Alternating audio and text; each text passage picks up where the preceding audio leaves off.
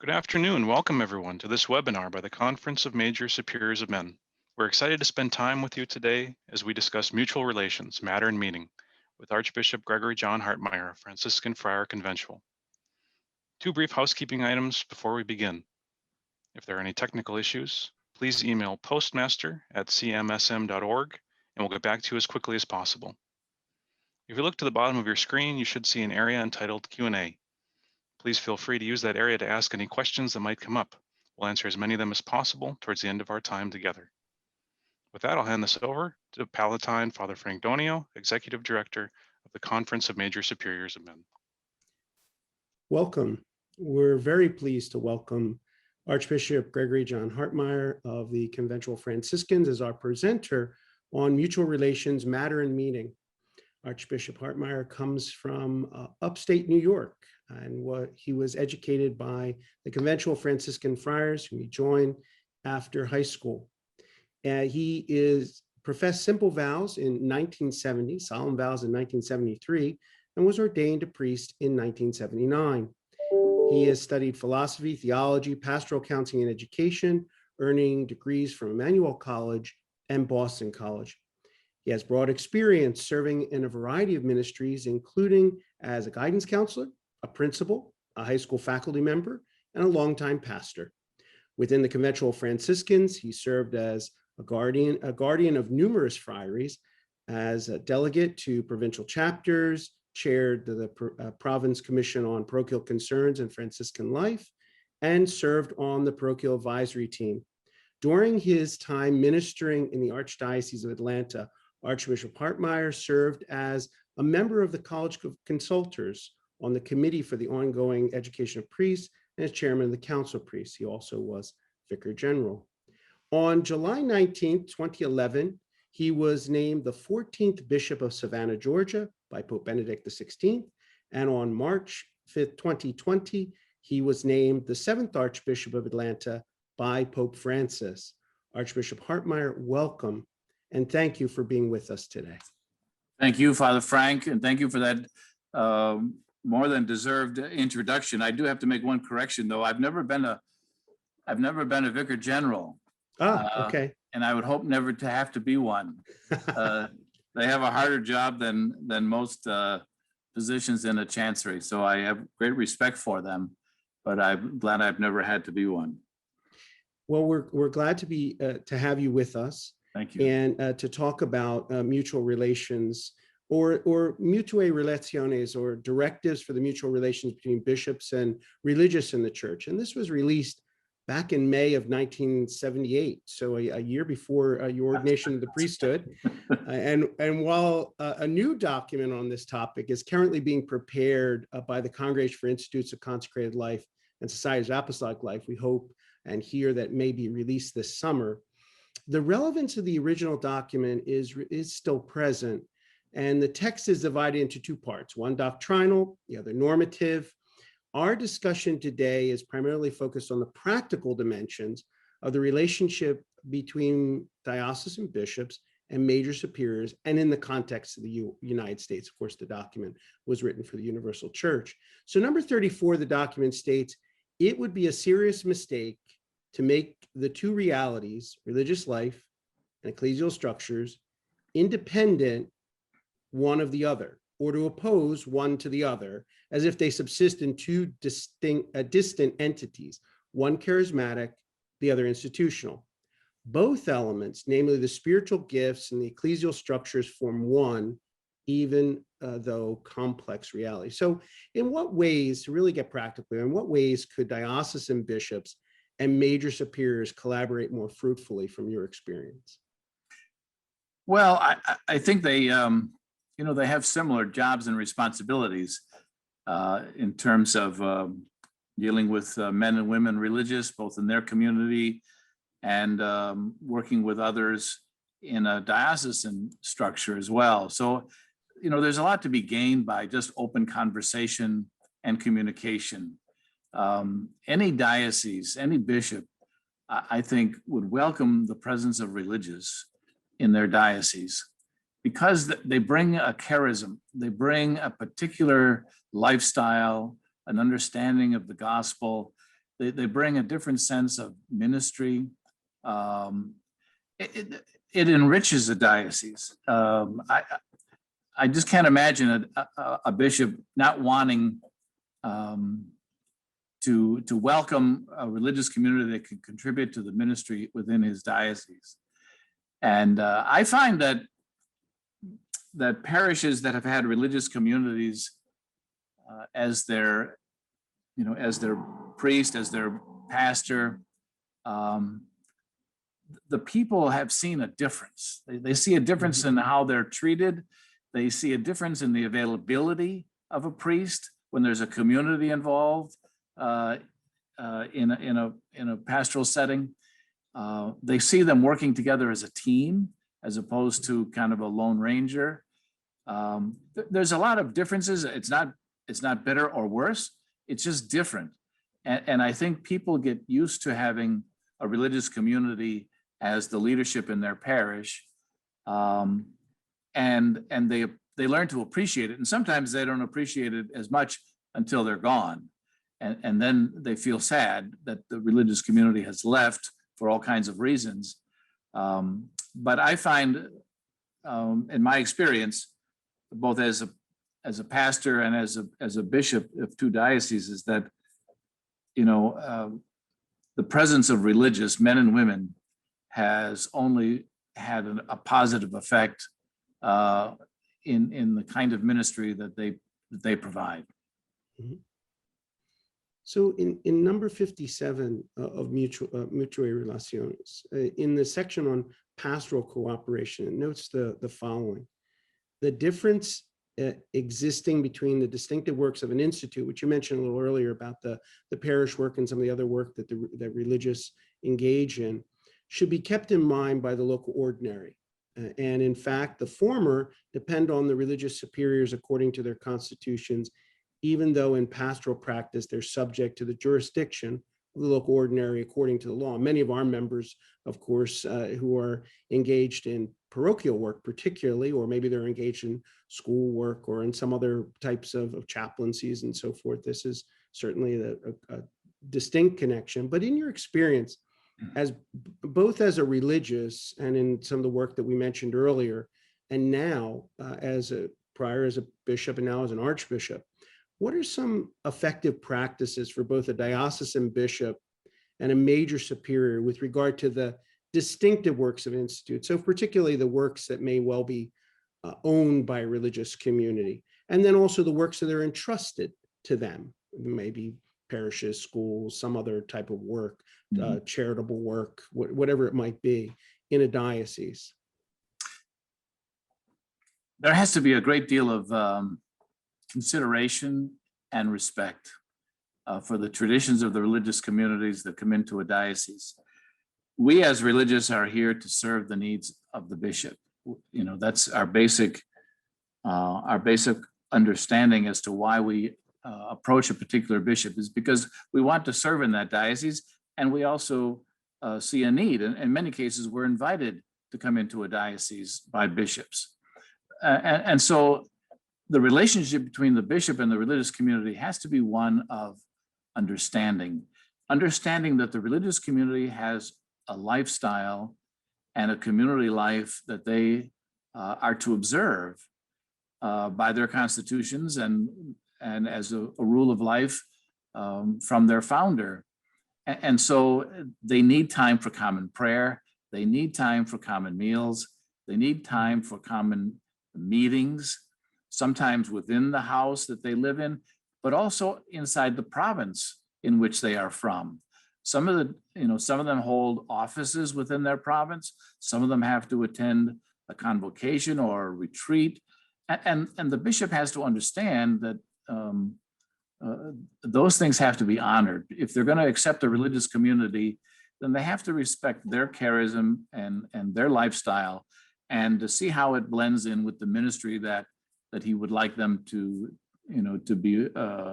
be in charge of. And at the same time, the religious have to understand that they belong to an archdiocese or a diocese now, and in the case of men, they belong to a presbyterate, and they work side by side. And so in deaneries or in vicariates, They sit down and have a meeting.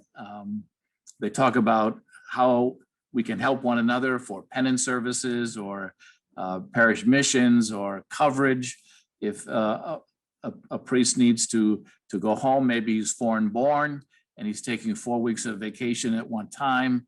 And so, they call upon the men of the deanery to see who can cover for them. And many times the religious, because typically religious are in a community of 3 or more.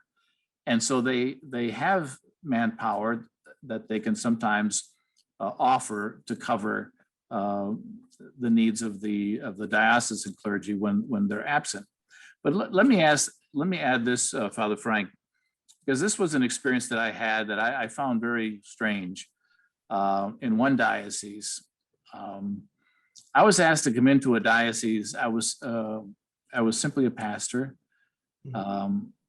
in Atlanta, and I was asked to come to another diocese and to be the spiritual director for their convocation, to be available for during their retreat, to be a confessor, to be someone they can confer with. But in gathering that presbyterate together, it was very clear that the religious were not welcome to attend anything, a diocesan retreat or a diocesan convocation. They were excluded with the expectation that they would cover for all the funerals and all the emergencies where the diocese, the men from the diocese would come from. And that was so foreign to me because in the dioceses where I worked before, we were included. I mean, you were not only invited, but you were almost expected to be a part of the presbyterate retreat or the diocesan convocation. And there was this sense of inclusion.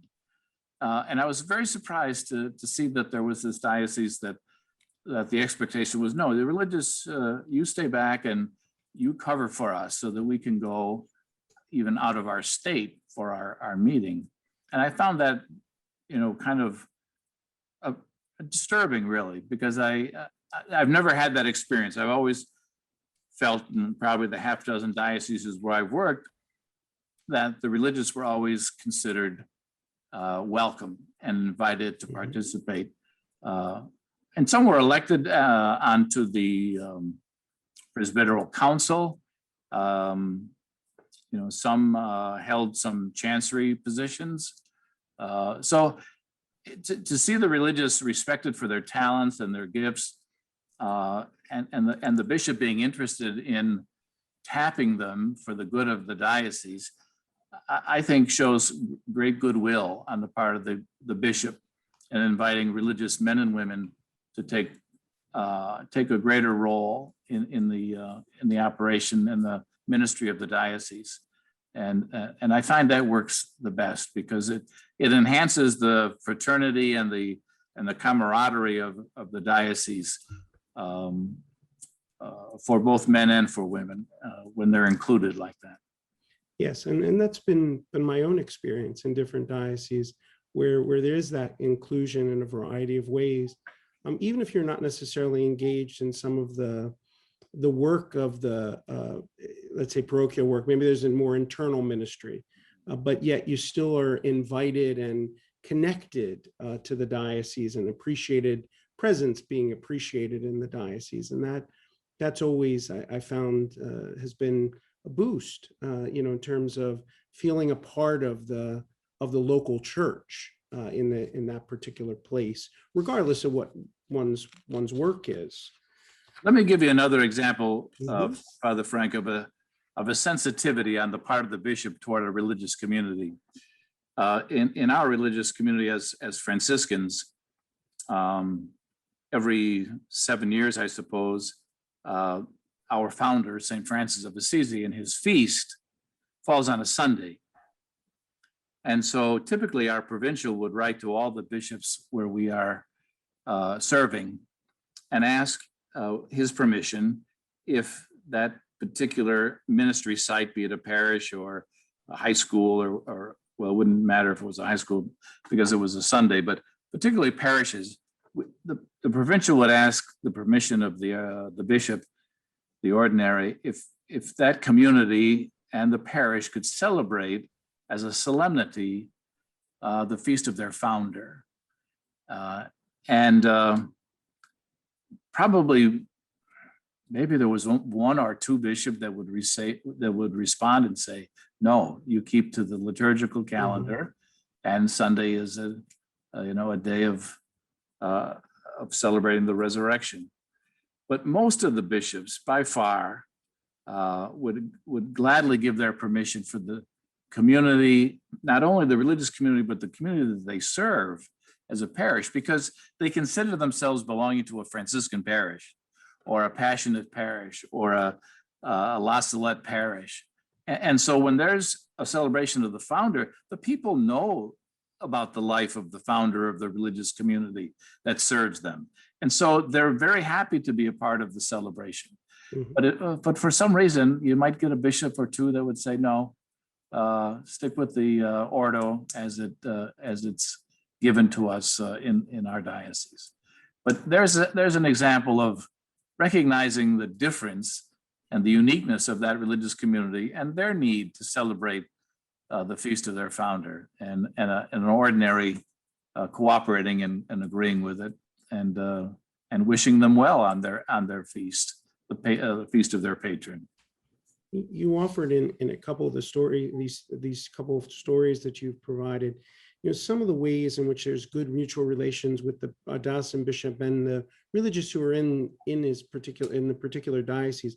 How about with the major superior? What are some ways that you would say are helpful in enhancing the relationship between diocesan bishop and major superior, particularly if the major superior is not resident in a particular diocese, in the diocese? Yeah. And that I've had that experience, obviously, as a bishop, both in Savannah and here in Atlanta, when the major superior would come to visit their community. Sometimes it's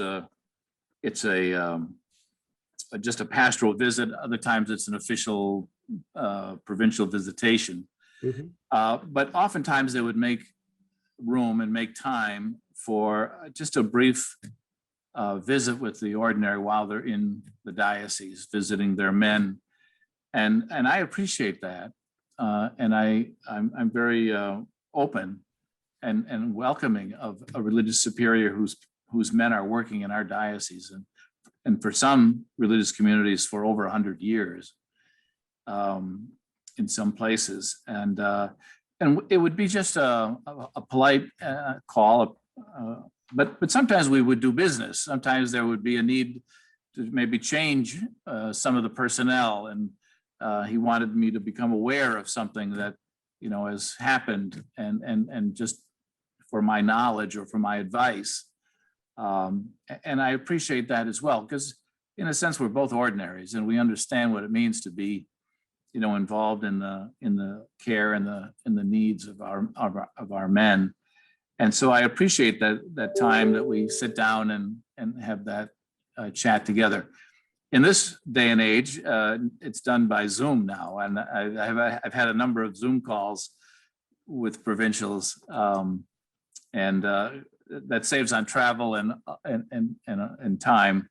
So I don't mind that either, because it's just the two of us, and we were able to chat rather candidly about any issues that might come up, either from my perspective or from the provincials. And we very much at CMS have encouraged that in our new leader workshop. And with our members, we try to encourage. I know when I was a provincial in my own community, I went to each of the bishops where we had met and sat down ahead. And as I first took office, just to find out what's been the experience. In some instances, we had been in that diocese 100 years and had the opportunity to hear what were the needs, what were the situations. So then if any issues also came up, that's not the first call that one receives. Speaking of issues, we did have a couple of questions, one that came to us ahead of this webinar, and also one that's just in the questions at the moment. So for example, when you have alienation of property and the dialogue that's meant to go on between the diocesan bishop as well as with the community. And there's been some tension at times around that. Sometimes also your background is in education, a very significant background in education. And one of the questions that we have is about the disagreement at the moment that's been there with the Archbishop of Indianapolis and Brebeuf Jesuit High School. And so the engagement of the local bishop in the internal workings of a religious community. And so the questioner on this particular question, the same question could probably apply to how a bishop might deal with the internal matters of a women's or men's community within his diocese. So any thoughts on these types of mutual relations where there is tension that may exist, and any thoughts that you might have related to that? Sure, those are going to come up. And it's unfortunate when it does, because it's usually not just the two superiors, the bishop and the provincial speaking, but there's also the public opinion has already been voiced. And so it's one of these kind of no-win situations where whatever decision comes from both the bishop and the provincial or the local superior, sometimes the bishop will want to stay completely out of it, and just say, you're working in our diocese, you own the school, you're private in that way. My only responsibility as a bishop is to ensure that the religious curriculum is in keeping with the teachings of the church. But in terms of operating your school or your activities or what other decisions you make, those are yours and your community's decision because it's your school. Other bishops will take more of an interest in making or being a part of a decision, and they may issue a joint statement between the archdiocese or diocese and the religious community in terms of a decision that they've made. Sometimes it appears that it's a stronger decision because both superiors are making a joint statement and decision, and that has a little bit more force, but it also shows there's a sense of unity between the bishop and the presence of the religious community that has that institution. So that's it's not always an easy thing, especially when the community begins to start making decisions and releasing press releases on their own without the bishop knowing it, and then the bishop is asked about something that he has not been briefed on or been involved in. So it helps if there's a good relationship to start with between the religious community and the local bishop.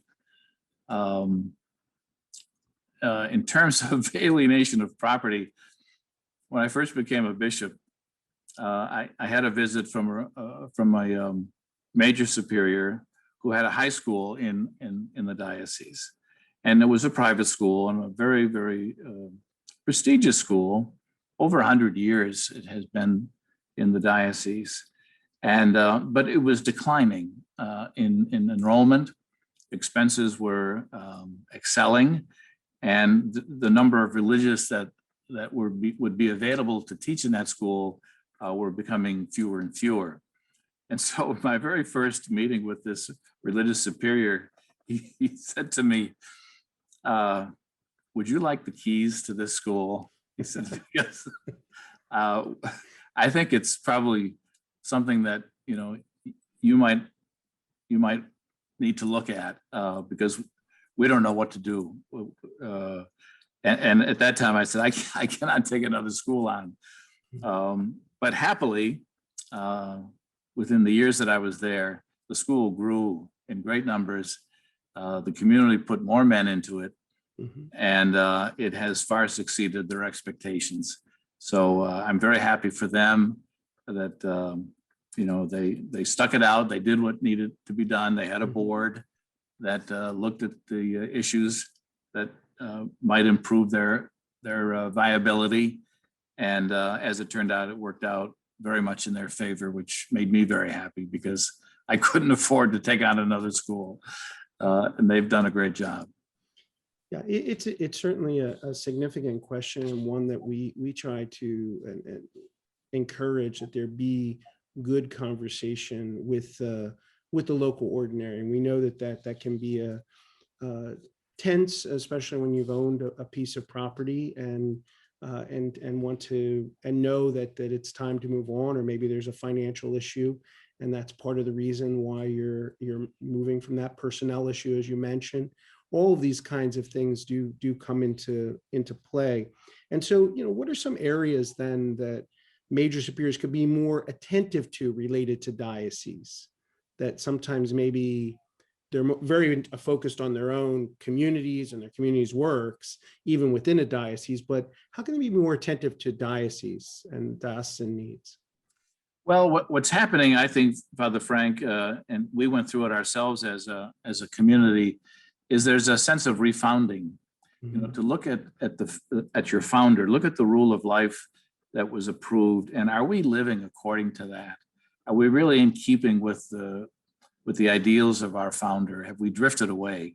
And a lot of them that have gone through this introspection have decided that we need to go back. We need to make ourselves more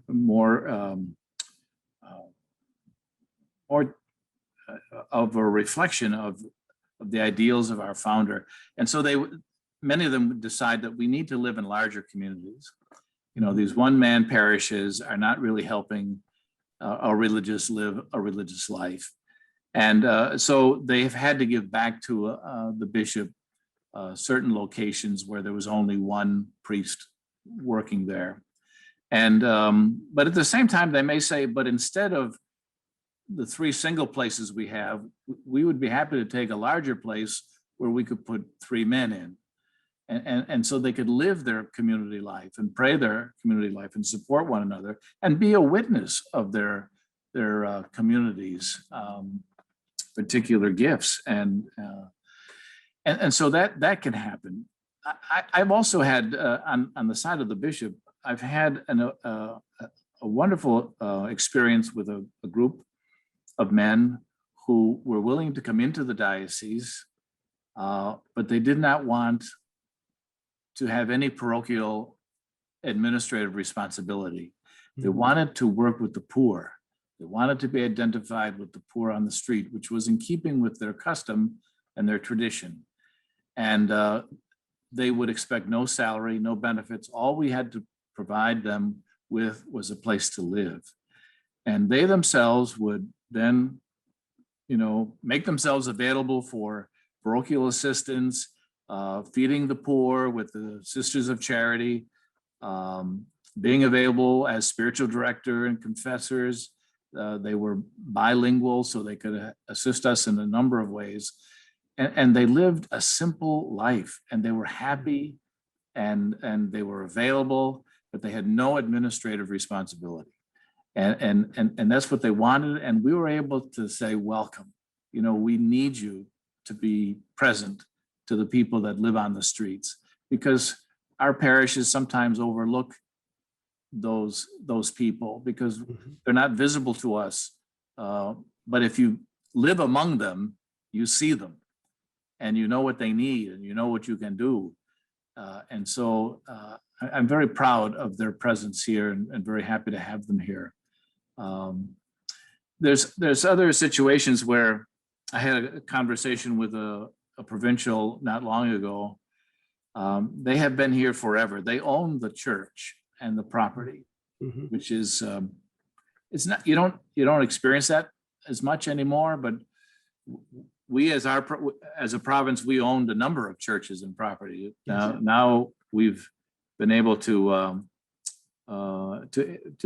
alienate those properties back to the diocese or to the diocese. But the conversation between the bishop and I had to do with the pastor. The pastor was 91 years old, but he could run circles around me, and he loves his work, and the people love him. They own the property. And so I said to the provincial, I said, what is your future vision for this particular parish?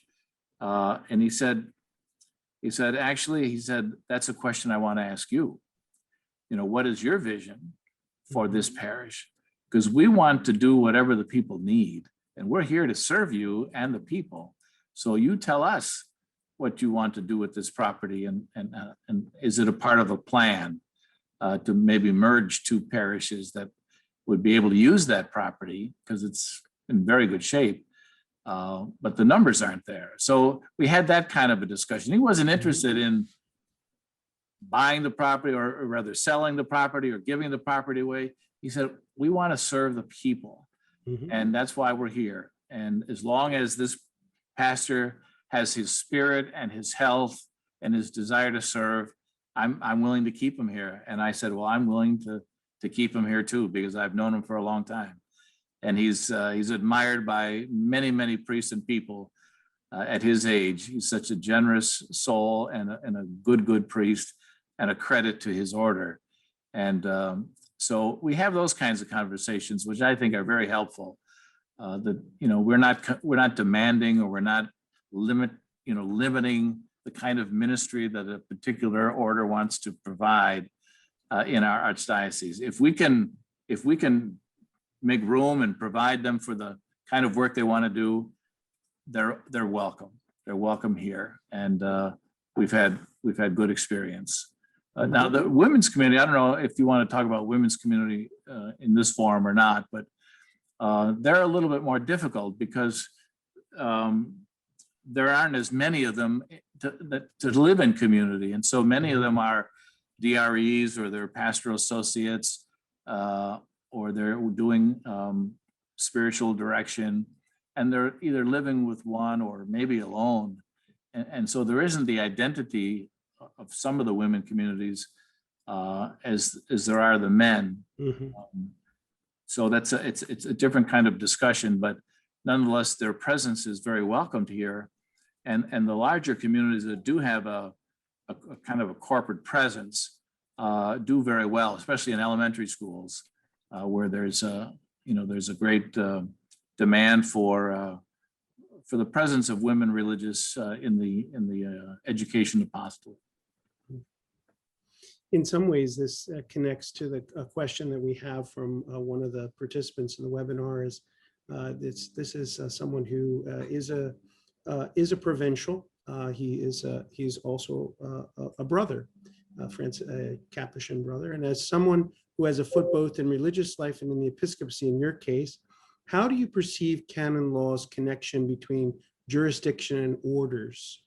Do you see any downside to allowing lay brothers to exercise authority in religious congregations? And I know this is a question that comes up in my own congregation. We're a mixed congregation, priests and brothers, and certainly is a Franciscan conversation also. So any thoughts on that area? Yes, we do have a number of brothers as Franciscans, and as opposed to the way things were 50 years ago, the brothers in men's communities are educated, and they're professionals, and some of them are in education, some of them are in medicine, some of them have other gifts and talents that can be used in a pastoral setting. Some are counselors, and so it depends on what the province is willing to offer us. If they have a brother that wants to live in one of the communities where they have priests and have a different kind of job that he would go off to, or a ministry that he would go off to every day, for example, a nurse, he could live in a friary or in a religious house where there's a parochial presence, a parish presence, and he could go off to work in the morning, go to a shift as a nurse in the hospital, and come back to his community and live a community life, but fulfill his ministry, his talents in terms of taking care of the sick, or working in a nursing home, or those kinds of positions. So in this day and age, although there aren't many brothers, unless they're a brother community, there are some communities like ours that have a clerical and the ordained and the non-ordained members of the community. In the community, there's there's less and less differences today than there used to be in the past. In the past, brothers canonically could not become superiors of a house. And we have fought hard to make that happen in our order, in our province, with our general and with Rome, to have our constitutions and our statutes approved that would enable a brother in solemn profession to be the guardian or the superior of the house. And that has worked out very well. And but it's not easy in every case. But it is possible more now than in the past. So brothers, because of their education and because of the talents they bring to the community, can be used in ministry in many ways and live in community life and feel like they've made a contribution to the presence of the order in that particular diocese. We as a community did a similar thing for our novice master, but we had to go all the way through our generalate to the congregation. That's right. For that to occur. And so this is certainly a conversation that continues to be present in the United States and beyond as well. So another question in the 2014 address, the Union of Superiors General of Religious Men, Pope Francis was quoted as saying that mutuae relationes was useful at the time, but is now outdated. And so what do you think that are some of the areas that maybe should be addressed, now 40 some years later, that may not have appeared in the document at that time, some of the issues that maybe have come up since that time that would be important in a revised document? Well, I'm not that familiar with the differences, but I see what's changing in religious life. I see, as I mentioned before, I see men's communities and women's communities refounding themselves and redefining themselves more in keeping with the rule of life left for them by their founder, and they've also found themselves drifting away from that, and then now wanting to reestablish themselves and their identity, and they've had to make some difficult decisions about leaving a particular foundation or a place where they've served for so long, and there's some guilt involved, because those people in that particular parish where we were for 100 years served us, supported our seminaries, supported our missions.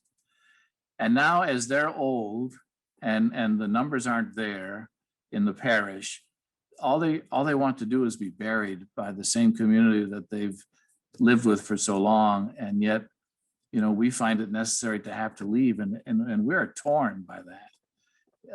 Because so many of us have served there, and we loved being there, and the people were so good to us, and we were able to serve them well.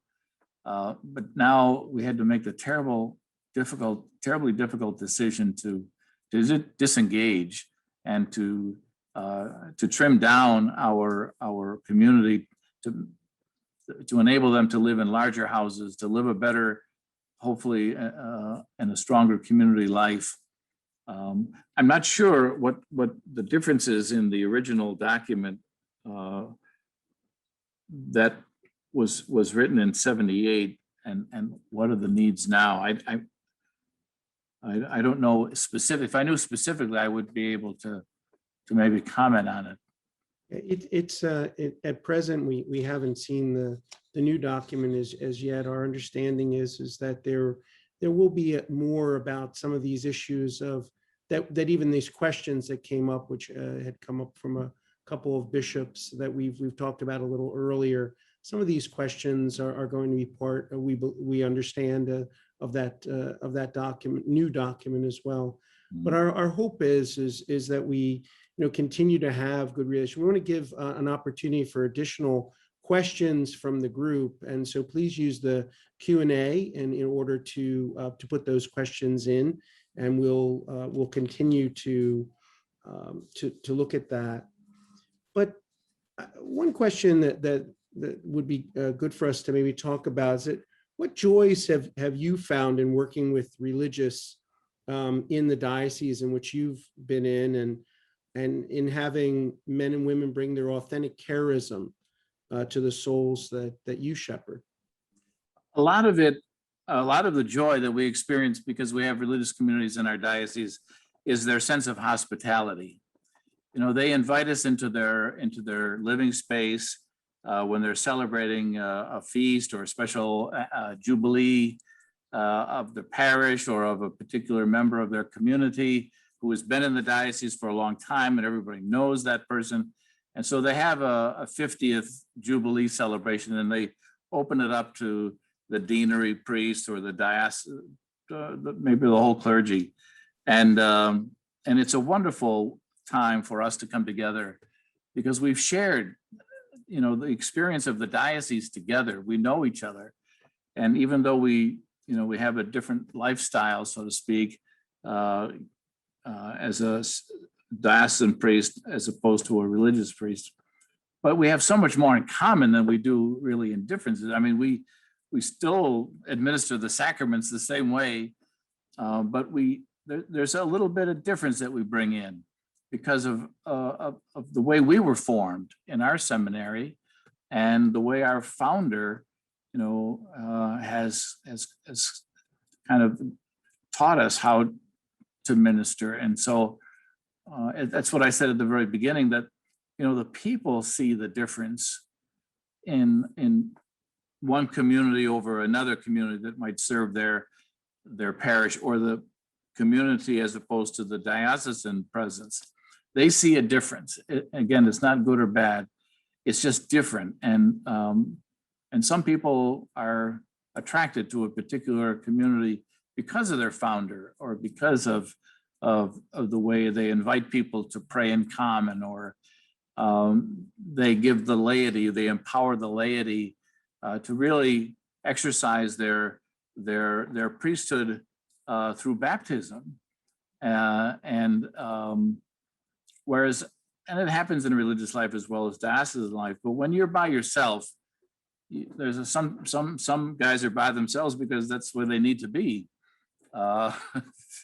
And you know, they have the sense of control and they have to micromanage, and it really chases the people away from any involvement in the ministry, because the priest is either correcting or changing everything that they are recommending because he wants it a certain way.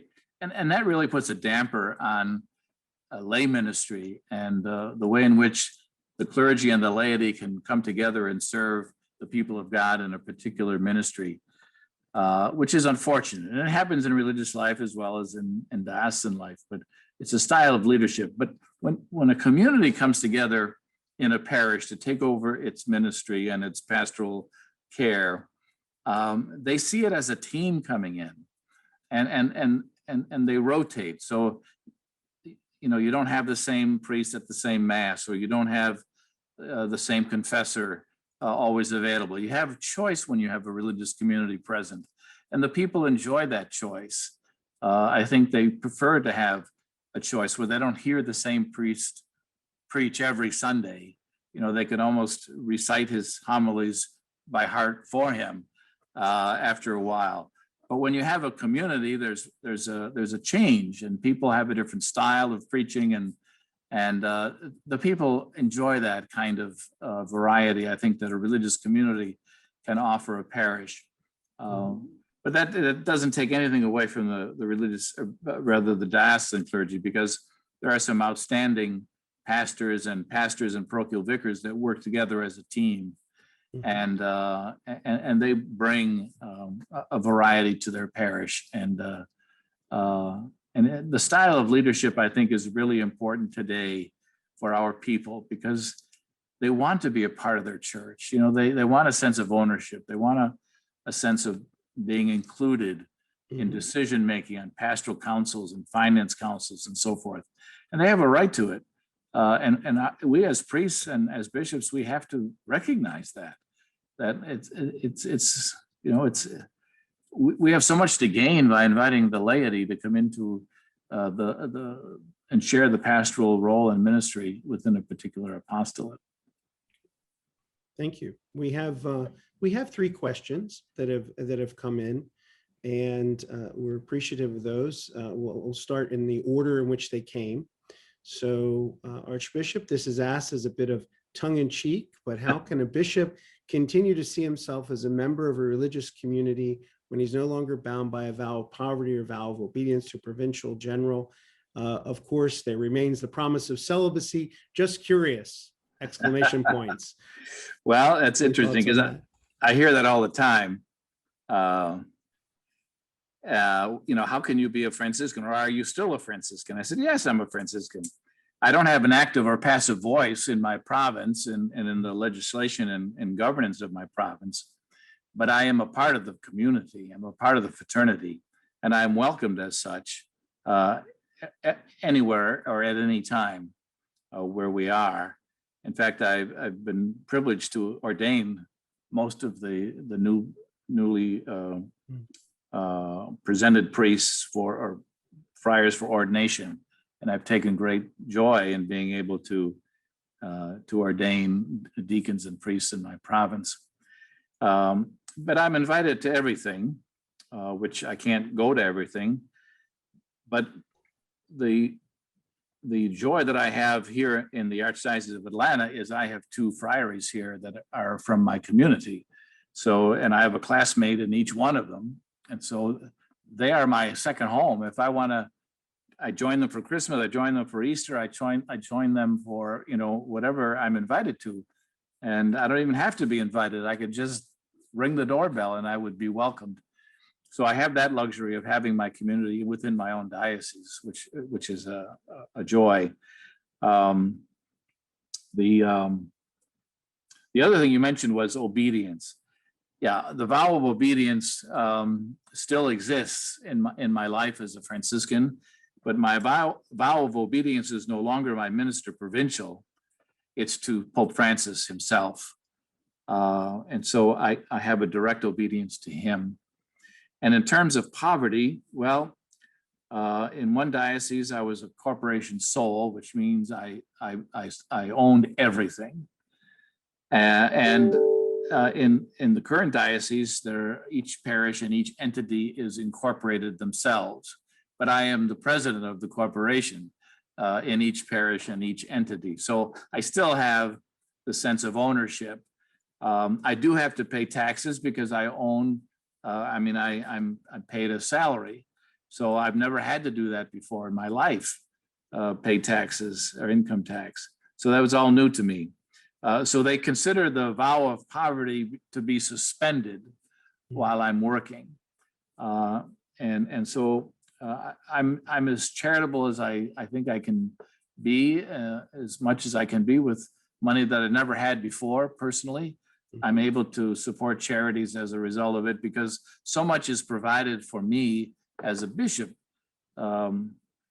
Poverty still exists. I don't have a house. I don't have a car.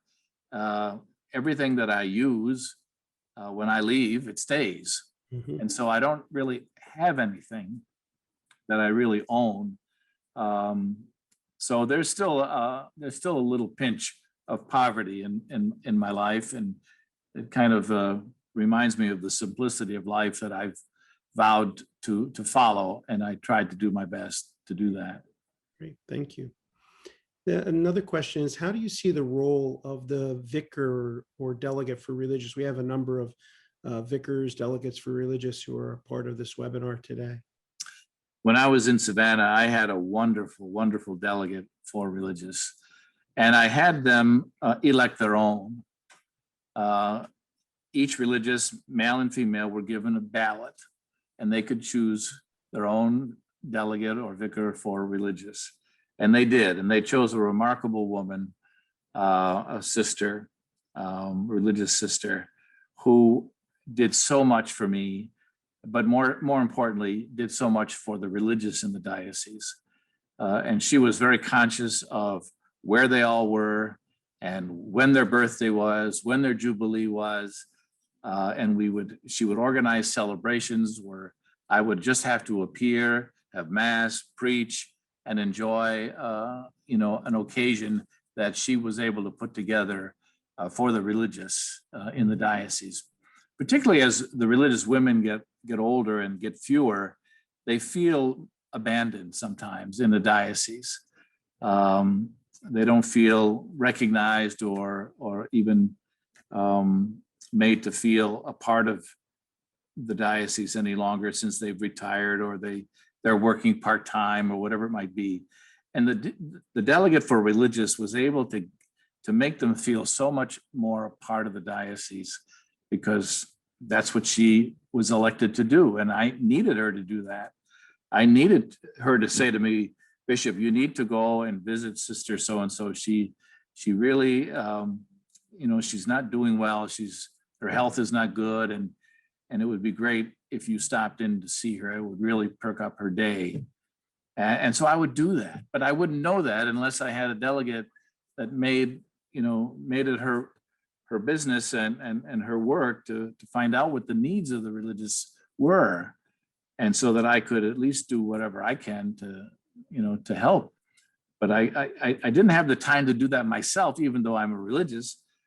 But for someone to have that office and that responsibility was a tremendous help to me as the bishop, so that the religious would feel that, I care, I'm aware, I want to share your joy, and I want to assist you in your illness or your sickness. So they're a tremendous help, but it's how they're chosen. I mean, I suppose some bishops maybe know the communities well enough to appoint someone, but when they elect their own, that tells me that they know this person and they know that they will be cared for and at least be made to feel a part of something, because she knows us or he knows us, and it's best that they make that selection themselves, and it worked out very well.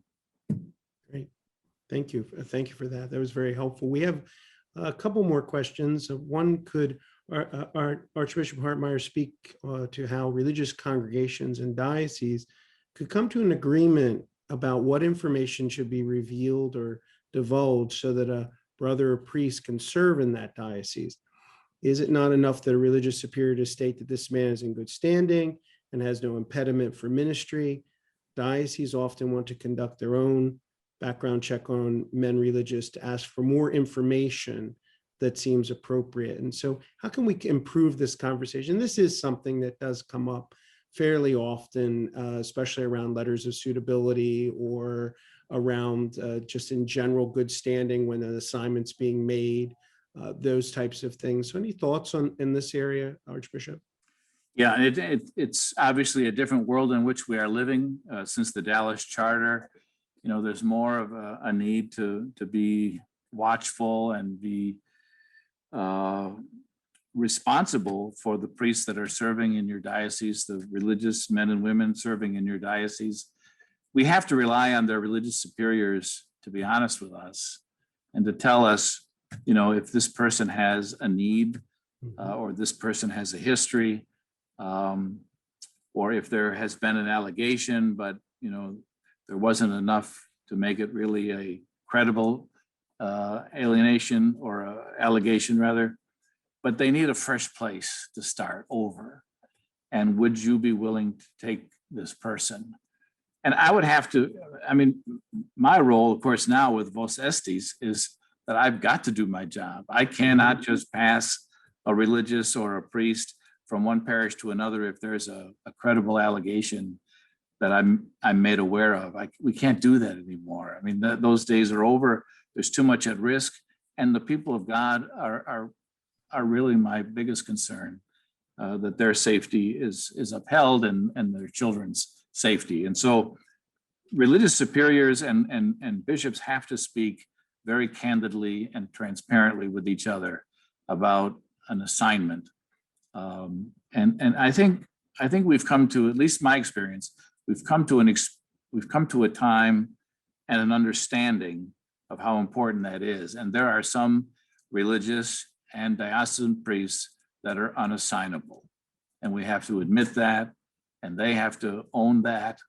And that's a reality. And we have to protect the people of God from an illness that a religious may have or a priest may have. We owe it to our people. We've lost the confidence and the trust of our people, and it's going to take a generation or more to win that back.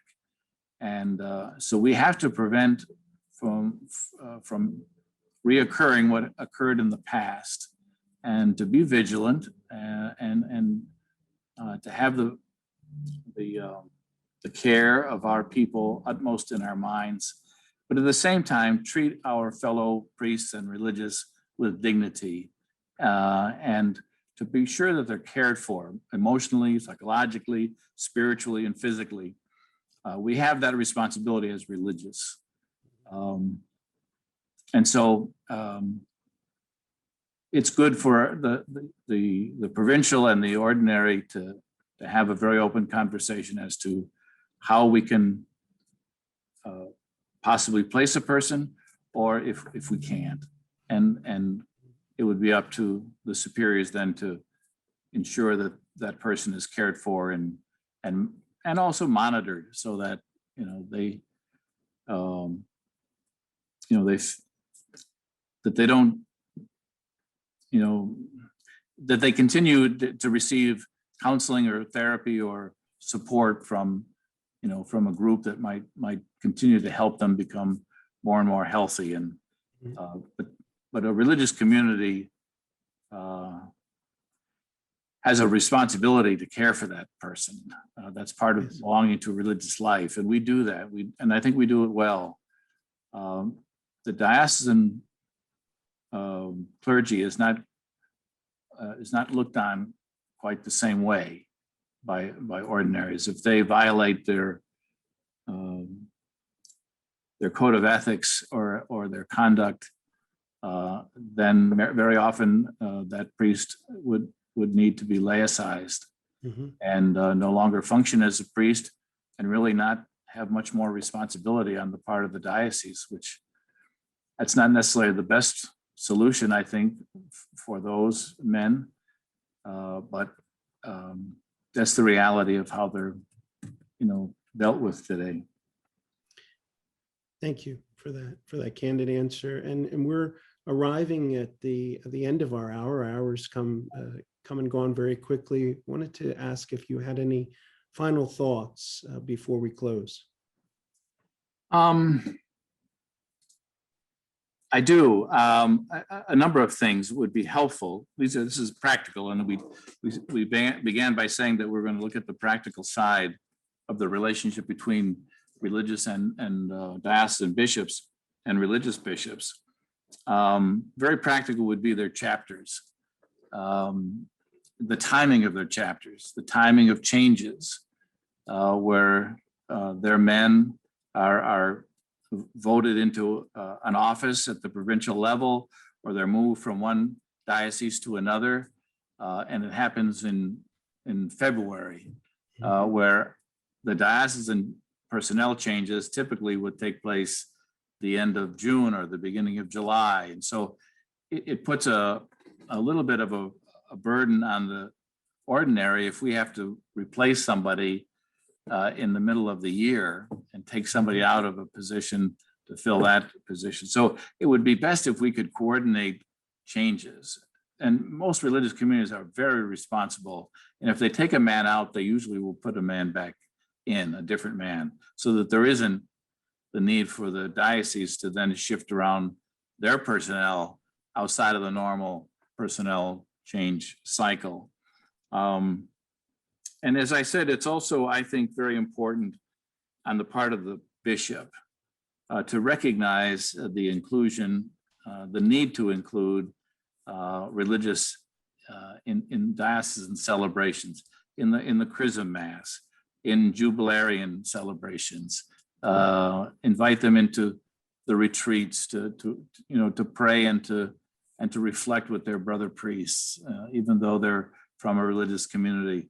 I just think that enriches the presbyterate, and I think it welcomes the religious, and they feel that they belong to that diocese as long as they're working there. So there's a lot of things that I think religious superiors and bishops can continue to dialogue about. And it's so easy to pick up the phone. It's so easy to arrange a chat like this, a forum like this, where we can talk openly and just get advice from each other, or to have a discussion about a particular issue that would benefit the way in which we can help our priests and our people better served. And so I've enjoyed the conversations with the provincials that I've had talks with that have men here, and I'm very open, to continuing to do that. I think there's only something to gain by doing that, and we appreciate what religious have done since the beginning of time, and that is to help bishops serve the people of God in their diocese, and they bring great gifts into the diocese, and I certainly, as a religious, appreciate their presence and what they've brought with them to the diocese, how they serve the people of God, and sometimes the great witness that they bring of spirituality, of service, and of commitment and vowed consecrated life. I think it really enriches the diocese, and I certainly welcome them whenever I can. Thank you, Archbishop, for those very practical thoughts. And we want to thank everyone who was part of this webinar today.